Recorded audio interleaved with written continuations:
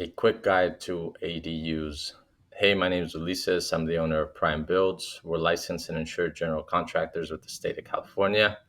We specialize in design and build of new homes, ADUs, and major remodels. I wanted to create a video going over the process of building an ADU, what you might run into, what to expect, some of the benefits and setbacks of building an ADU and working with your contractor. As option number one, as you are seeing here in no particular order, a garage conversion. One of the major benefits when building an ADU as a garage conversion is that this is the most cost effective approach, as some of the trades have already completed 50, 60, 70, even up to 80% of the work, like roofing, framing, cement work, and stucco. Essentially, you have a shell as a starting point, and you're able to build from there, saving cost and labor and materials on some of these trades. Another benefit to building an ADU as a garage conversion is the utilities. For the most part, utilities are inside or around your existing garage, like your water heater, being able to pull hot and cold water for your new ADU, your electrical panel, and your sewer line. Again, making it easier, saving labor and materials, not having to trench, not having to pull utilities from other areas or pull utilities to a new area. Some of the setbacks when building a garage conversion are the location of the garage. So you will build where your existing garage is, and you don't have the flexibility to move your garage. Um, Another setback when building a garage conversion is you will share a common wall with your existing residence, with your main residence, limiting the privacy that you have um, between the two units. A third setback is the storage space. So if you use this as a storage, whether that's for personal items or your personal vehicle, you will lose this storage space. As a second option for location for an ADU, you have attached ADU, meaning you don't have to use your garage. You can share a common wall with in the backyard or side yard, depending on the lot that you have. You can attach an ADU to a common wall and build that way. Here in California, they're making it a lot easier, removing some of the restrictions on lot size. And so, as long as you have a main residence, you can build an ADU for the most part on your existing lot. Some of the benefits when building an attached ADU, again, the regulations are making it easier. So you can build a new ADU not having to require a huge lot and share an attached ADU. Um, a setback to an attached ADU, again, you will share a common wall with your main residence.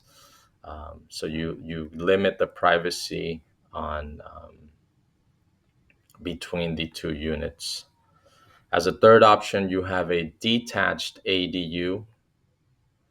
Some of the benefits to a detached ADU is if you have the lot space available, you are able to separate the two units completely, maybe in your backyard or side yard.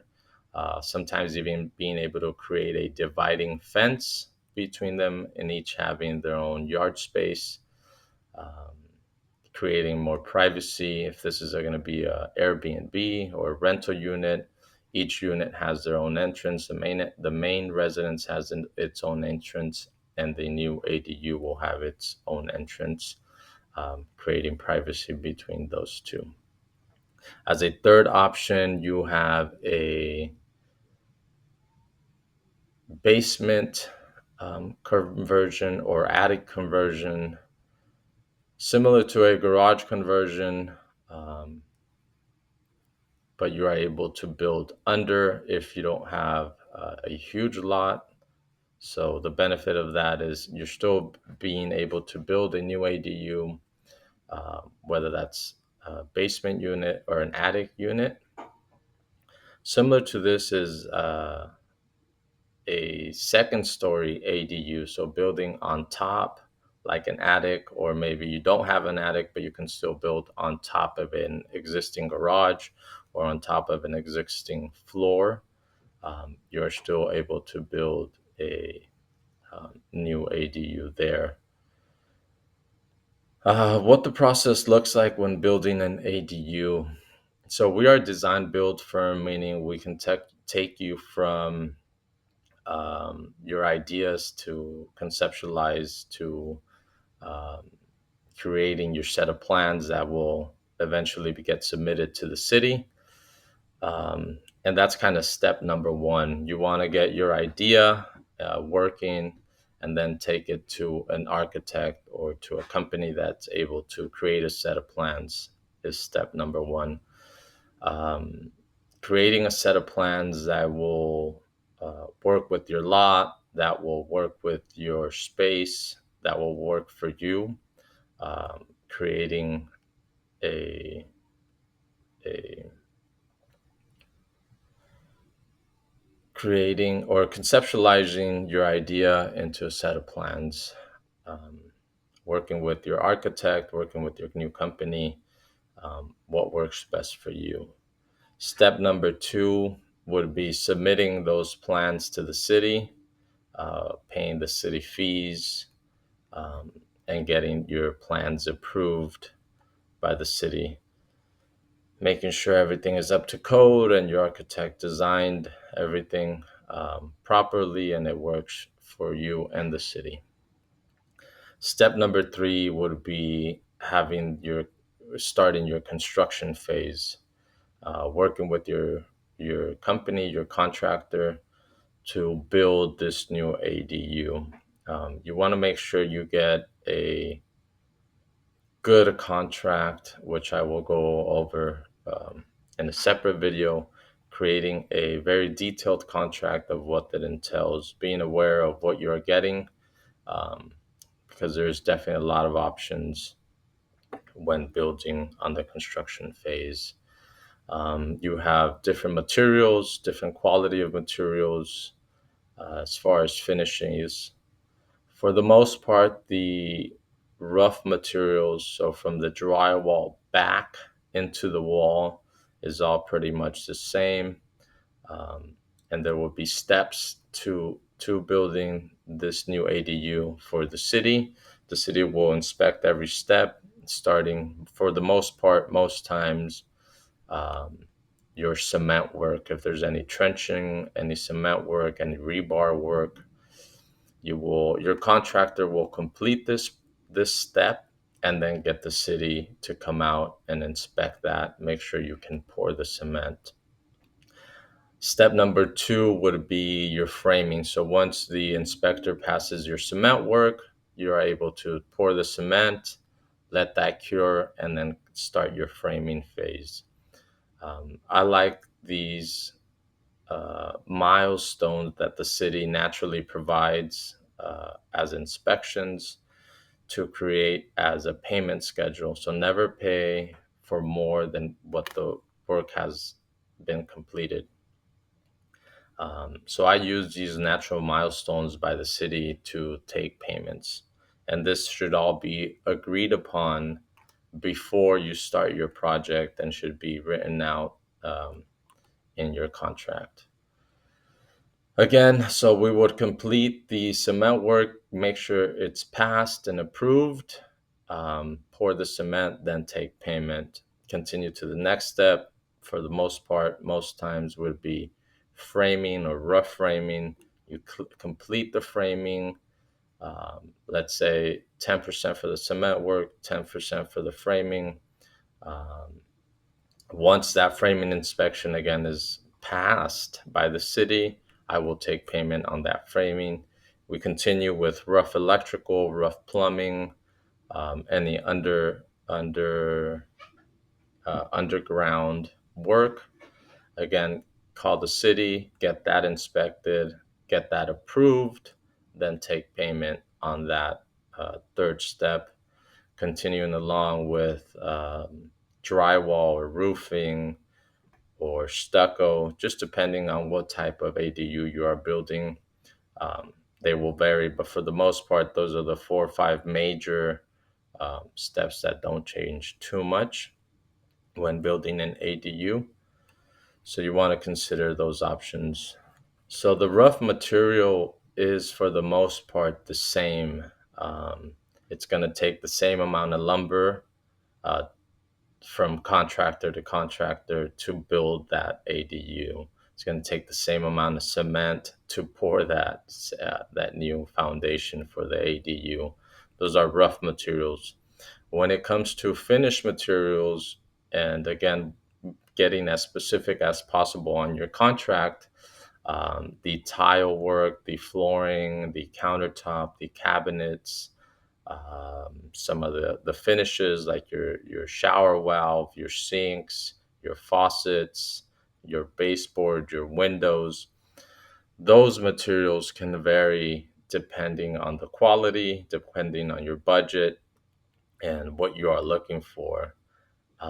Some of the options available for us, or just in general, are being able to understand and read that in your contract. So, what we do, or options available in general, are have the contractor set an allowance. So, if you have a 400 square foot area, your floor that needs to be tiled, decide beforehand if you're going to go with tile or if you're going to go with laminate flooring. There's a cost to install that. The Again, having this beforehand selected as a homeowner, you want to say, hey, I want to go with laminate. The contractor can give you a cost for laminate flooring install, and also give you a allowance or a budget for your material cost, and he can add that to his contract, saying maybe we don't have the laminate selected now, but you get $3.50 per square foot to purchase laminate flooring. So you're able to select the flooring, you have the cost, and you have the budget for that flooring. Same thing with tile. So there's a cost associated with installing tile. You do want to select the tile sorry, not select the tile, but select the pattern, select the size, because installation costs can change depending on size, style, and pattern. So you want to at least be aware and have an idea of what kind of tile you will be installing to stay within that budget. So if he's charging $5 a square foot to install tile because you want a certain design or layout, just being aware of those options. Same thing with cabinets and countertops. Be as specific as possible on the brand, the making, the selection, even if possible, the SKU number for some of these materials. If you can select them beforehand, I'd always recommend you do.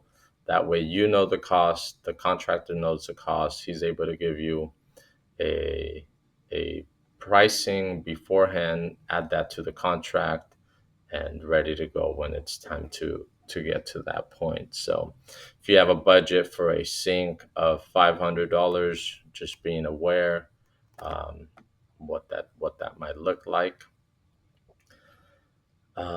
What your contract will look like.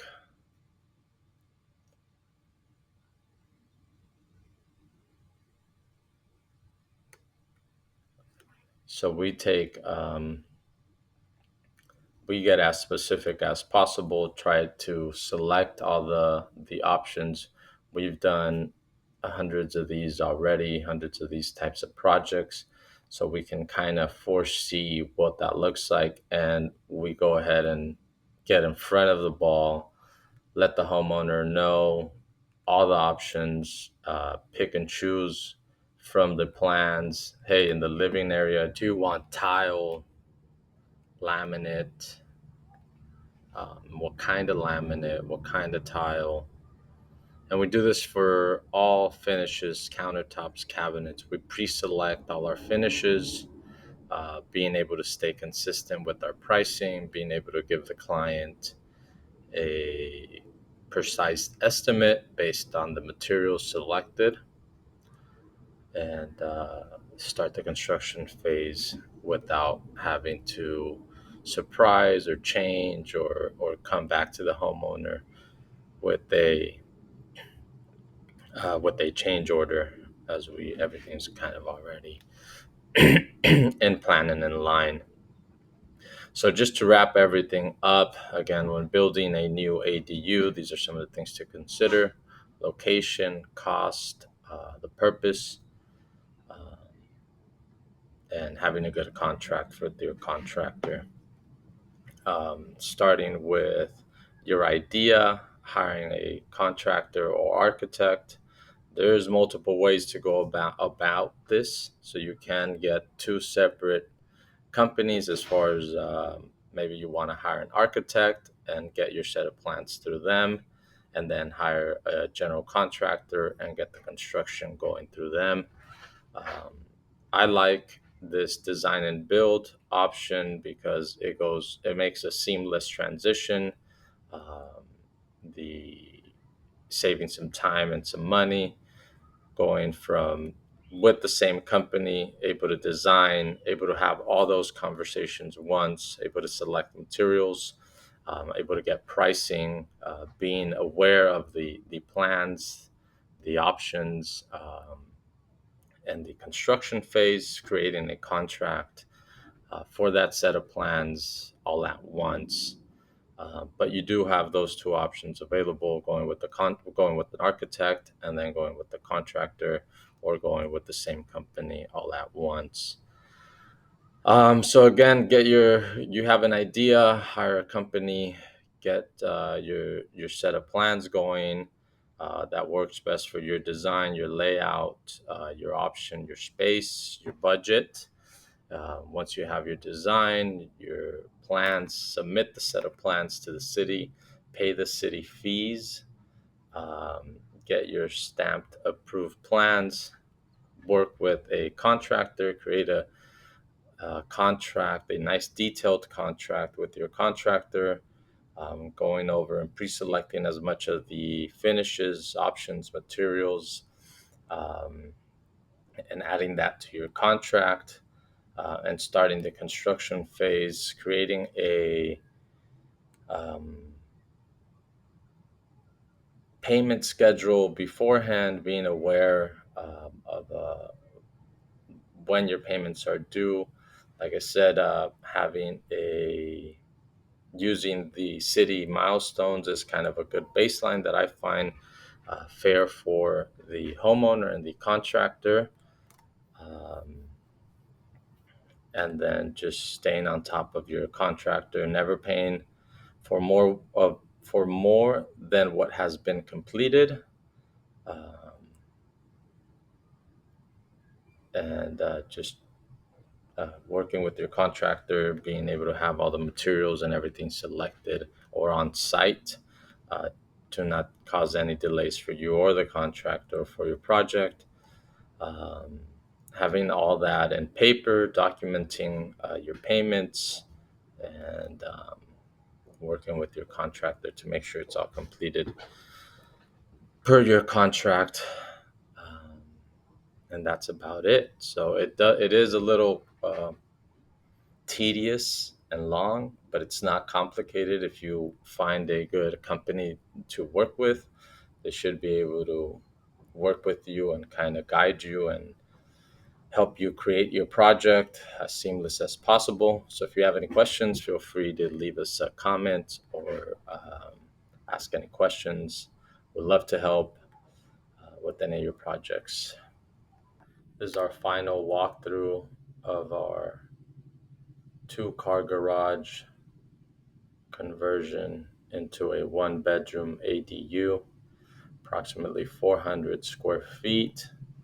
As you walk into a shared laundry room with washer and dryer for the main residence, the door there on the right, And with the ADU there on the left, we have a nice little storage area with access to the attic up on top. As you walk in into the ADU, you'll walk in into the kitchen slash dining area, the nice big window over the kitchen sink, a lot of countertop space, modern trim around the doors and windows with a full kitchen and with a fridge, stove, and microwave. The homeowner selected all the finishes using the brown cabinets and keeping that look for the countertops with a tan countertop and tan tile. Bathroom on the left, nice spacious bedroom on the right, ceiling fan, tile floor. We actually continued the baseboard, the tile baseboard up and around the bedroom per the homeowner's request. Nice big spacious closet, a lot of storage and shelving, mirrored sliding doors, and a ceiling fan. Nice big window, bringing some natural light. Drinking water over the sink. You'll walk into the modern walk-in shower bathroom, continuing that veiny look, a little bit of a more of a gray color scheme here with the countertop, tile, shampoo niches, and flooring. Use the same tile on the flooring as inside the shampoo niches, and the ceiling fan there in the dining area. This is perfect for a couple, maybe even someone with small children. There we see a privacy glass and window just to bring in some fresh air. This will probably rent for about $2,000 here in San Diego. And our total cost to build, including plans, architecture, designer, labor, materials, kitchen cabinets, countertops, was $105,000. So if you're looking interested into converting your garage, we can definitely make this happen for about $105,000 and rent it out for $2,000 a month.